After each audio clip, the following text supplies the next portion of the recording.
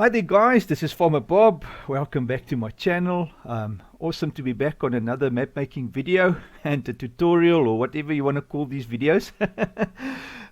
Great man guys. If this is your first time, please remember to like and subscribe. It does help my channel grow. I really appreciate that guys.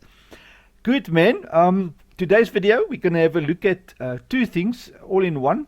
The first is fencing, how to do fencing. Now here's a area that I want to put a fence around. Want to make a fence all around here in the back. So I'm going to show you a way how to easily and do that fence within a minute. You'll build that fence. It sounds crazy that you think you can do that, but it is possible. If you follow my the way I do it, it's so easy. You just for your whole map with one type of fence, you do the work once, and then you can use it all over. Even on your other maps, doesn't matter. You can just export and import your fences this way, and it's amazing how easy it actually is. Alright, so what I want to do, I'm going to put a horse fence around this area. You can put any fence. The process is the same for any fence. So let's go to a horse fence that I've got on this side. It's a white fence. I kind of like this fence because it's nice. It looks nice. It's a beautiful wooden fence, and yeah, it fits nicely in the sort of rural whatever, you know. So choose any fence you want on any map, doesn't matter. And what you do is you click on any part of the fence just to see where it is, obviously, and then you find the main transform of the fence. There it is. All right, so this fences and stuff is normally in sections, like smaller sections and that. So we're going to copy. I've built these in 4 sections. Each of these fences has four sections. There's 1, 2, 3, 4. So we're going to just to show you the process, you're going to copy one of the sections. All right, so just select any fence you want, copy one of the sections only, like Control D, make a duplicate of it, and then we're going to take it out of that transform. So you select it, Control X to take it out, and then I'm just going to collapse my whole tree because it's a bit big. And then we're going to create a new transform for it, like so, and you're going to call it whatever you want. I'm just going to call it white fence. Let's just call it white fence just for this tutorial's sake. Obviously you have to select it there to do.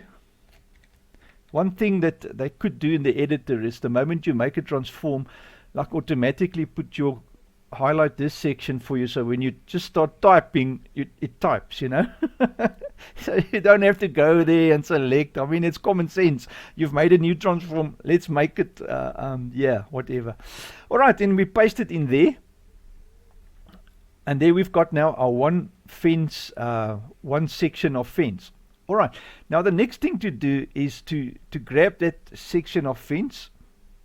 What did I do with it now? Where's it gone? Just press F to view it. It's somewhere here. Oh, it's already in the 0 transform. So what you want to do is just make sure my white transform is at 0, and then your fence, very important, 0. It must be 0. Everything, your rotation, your translation, everything 0. The main part of that transform, not your new transform that you've made, but the first section of the fence that you've copied. You 0 that, so it takes you to the center of the map. There, somewhere underneath everything, you'll see in the editor there's it's just where it takes you to. That's point 0 of your map. It's somewhere in nowhere. Good. All right, now this first section is very important. You inspect that section and do all the changes that you want to make to that fence or whatever. If you want to move stuff around, like say for instance this little board is too low, you can move that up and down. And there my editor has just crashed again. It's strange, this new editor. There's so many bugs in this thing. It just drives me crazy. Look now, all my stuff that you normally select with is totally gone. So now what I need to do now is I have to save and come back into my map. So I'm just going to save here. And then when you map, now suddenly it works again. Oh my word, I can't tell you how many bugs I've already discovered in this editor that's just drive you crazy. Like for instance, if you work with field work, If you do field work, not field work, if you go in your script and you go select toggle render field areas, it makes your field areas blue so that you can see where's your actual field areas laid out. The moment you close that, the editor crashes. And all the work you've done, if you forget to save, it's gone. Because if the editor crashes, the work is gone.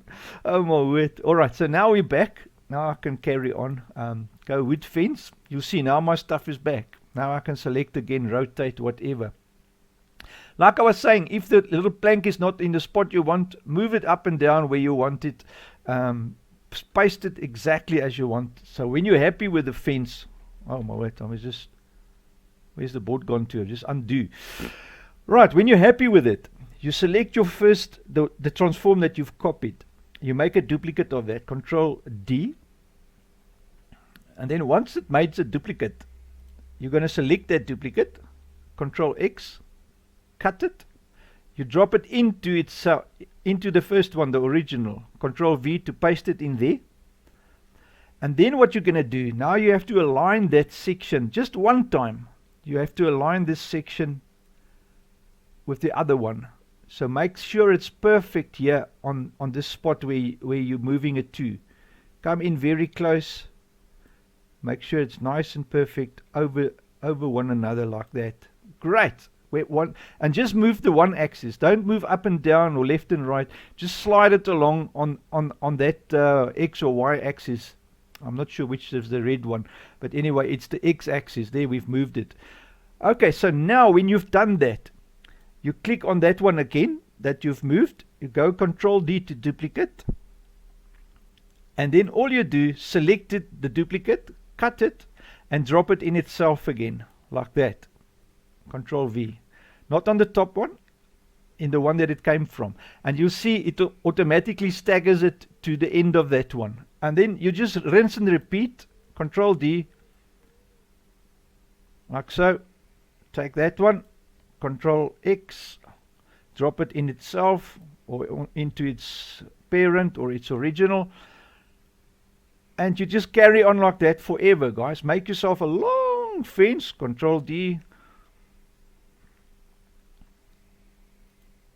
cut. And this new editor, guys, it is slow. My word, it is terribly slow.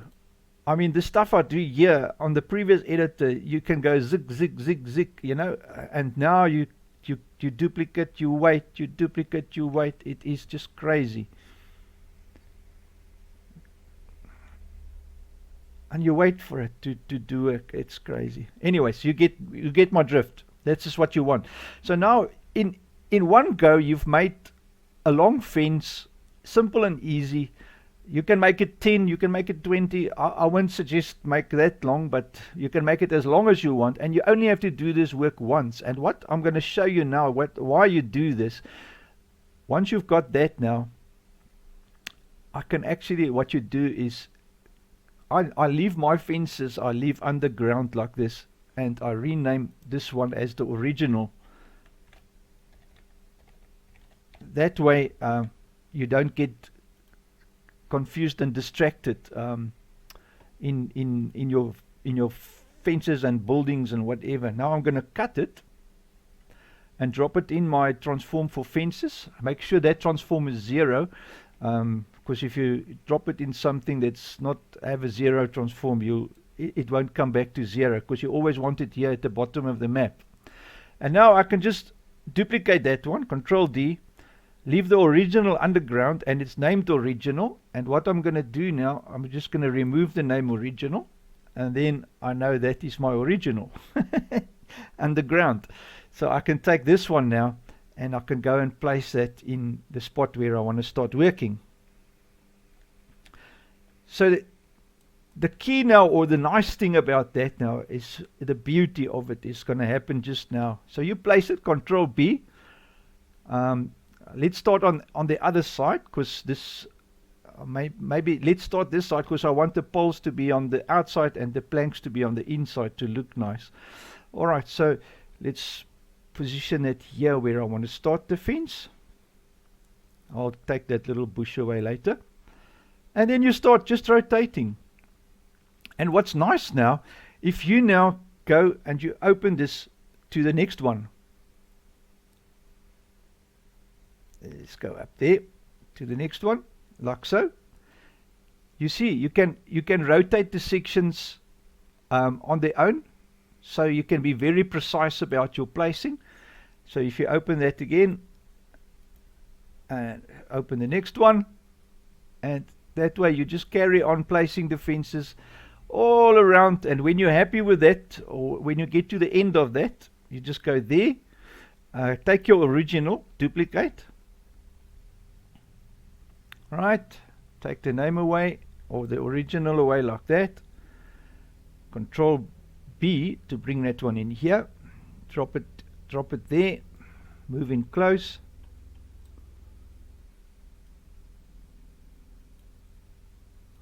just put that edge over each other, and then we carry on just like so. Now if you've made this fence much longer, you can almost do this one thing in one go, just by going through all the sections and positioning them and carrying on like that. It is so simple and so easy. And even sections like this, let me just show you. For instance, if you're working up a hill, this is where this is beautiful. So if you're working up a hill, for instance, let me just get to the end of this. That's the new one, that one there, that one there. Where's my white fence now?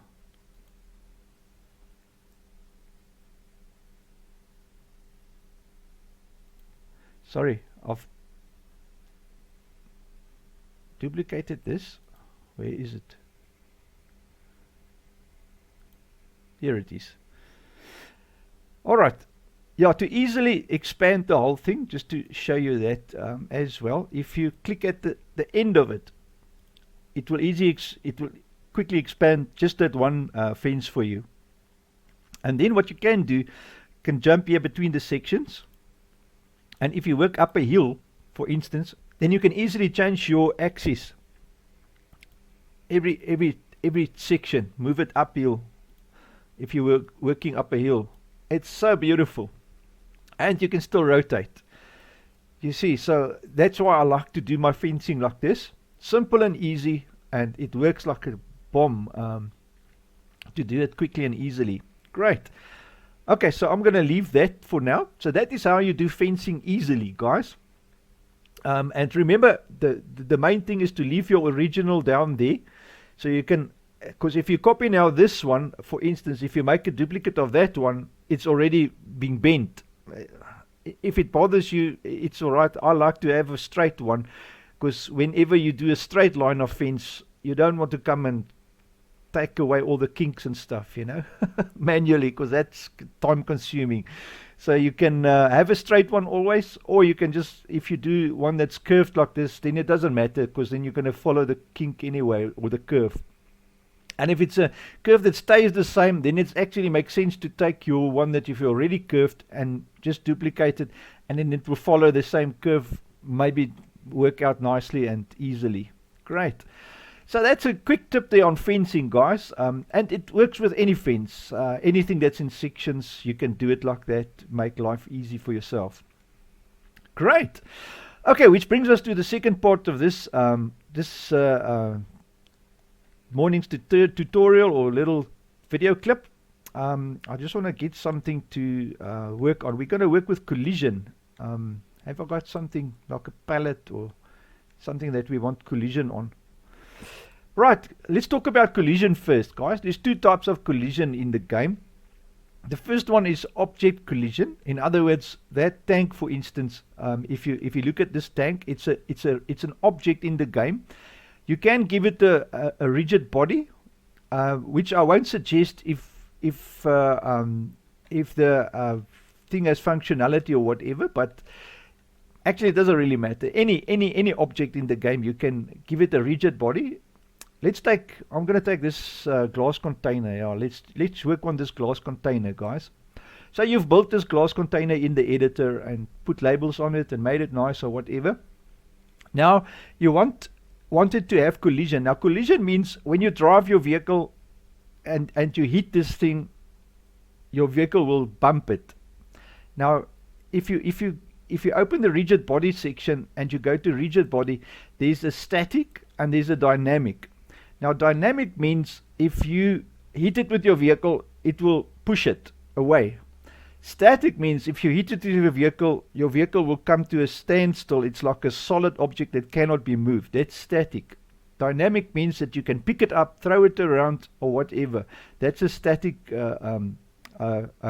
collision or attribute of the rigid body. The kinematic, I couldn't figure out what the kinematic is yet. I think that has to do with moving bodies like animals. I think I'm not too sure, guys. I don't have any experience on the moving bodies yet, so that's another different ball game. But anyway, I'm just talking about stationary objects. So that's our one type of collision. The other type of collision is tip collision. Your soil, the ground, if you look at the terrain, if you select your terrain here right on top, that's your terrain. Everywhere on this terrain, you will see it's got collision on it. You see there, it's got collision on it. In other words, if you have a vehicle, it needs collision, because if you tip something on it, the game needs to know that this layer, the ground, the soil, the terrain, has collision on it so that you don't tip through it. In other words, if there wasn't collision on your terrain, your stuff that you put on it will fall right through the world. It's like having a water. It will be like water, so it will drop into the world instead of staying on top of the surface. So that gives this surface hardness, I can say, that you can't go through it. That's what collision does on the terrain. Now that's a different type of collision. We call it tip collision. And if you want to set tip collision in your map, it's actually a layer, and the layer is saved in your map called tip call. It's lower down. It's an info layer, and it's called tip collision. Navigation, indoor placement, tip collision. There it is. Info layer, tip collision. Now this GRLE, you can actually unmask this or unzip this or open it up by dropping it in the GRLE converter, and it will make you a PNG file to view it. But to view it in the editor is much easier. You just click on tip collision, just collapse all this, go window, terrain editing, and then you go here down to your info layers, and you select tip collision. Now I haven't set tip collision on this map yet, but it's something that you actually need to do. Set layer 0, obviously, and then if you select here, you can put tip collision under all your objects, for instance, and places where you don't want stuff to be tipped, like grain or whatever, then this area will be inaccessible to tipping. That is the tip collision. Alright, so any object that you want collision on, that's different from tip collision. And then obviously you got collision like snow, for instance. If you go to the snow mask, that's also a type of collision. Tip collision. You go to indoor mask. That's indoor mask. They call it indoor mask on this. And then you select a 0, channel 0 for indoor, and then under all your objects, for instance, you can place a mask where the snow mustn't fall. Like for instance like that. So then you have got areas where the snow can't access. So even on your places like if you've got your little cell points or working areas, if you want to have the area in front of this not to snow on it, on the ground, then you mask it there, and this area now will be open when it snows. Then you can see the markers, so areas of interest that you want to not have any snow on it, for instance, you use that indoor mask. Good. And then obviously the reverse is true. If you have the outdoor mask on, you can select areas where you want it to snow. That's what the outdoor mask does. But anyways, so we're back to our collision on objects. Now, simple enough. Collision on objects, you just have to enable the rigid body. And the moment you've enabled the rigid body, you have the characteristics or the attributes there. And then what you do is just select collision there. And the moment you put collision, you have enabled collision for that object, and you specify what type of collision you want on it, dynamic or static. If it's an object that you don't want to move, you put static. If it's an object that you want to move, you put dynamic, obviously. Right, so I'm going to just go static. And to test, no, let's go dynamic. Just to test it, you can actually, let me just collapse again. And then press play button here on top. Now on this little plastic thing, if it flies around like that, it means dynamic is wrong for it. And it's probably got a problem with its mass and stuff that's set up in the object. There's definitely a problem with that. That's why it's doing that. So what you do is I'm going to stop the play button, and I'm going to reset all its oh sorry, Control Z, not that. Static friction. You can actually play around with this until you can fix it, but what I want to do just for this now at the moment, reaches body, go static on that, and then go back to transform and just 0 its rotations. So we want it to be placed, and Control B, set it on the ground again, and then it will be a static object. Good. Dynamic friction, static friction, you can play around with those features until the thing is stationary if you want a dynamic body on it. But anyway, guys, that is collision on objects. It's simple and easy to add to anything and make it usable. And that is what collision does. I hope it helps a bit with understanding the types. Like I say, I only know the 2 types. The other one I'm not too sure of, but that's very simple, not a difficult thing to achieve, and you can definitely play around with that a bit in your own editor and on your own objects. Great, so I hope I've covered collision a little bit in this video, and I hope it's been insightful. Great, guys. Right, awesome, guys. Thank you so much for watching. It's been great, always a pleasure. And if there's more stuff you guys want to see or have more information on, just drop a comment and I'll get to that in time. Have a wonderful day, guys. Big thank you to my supporters. Bless you guys and have a wonderful day. I'll catch you on the next one. Cheers.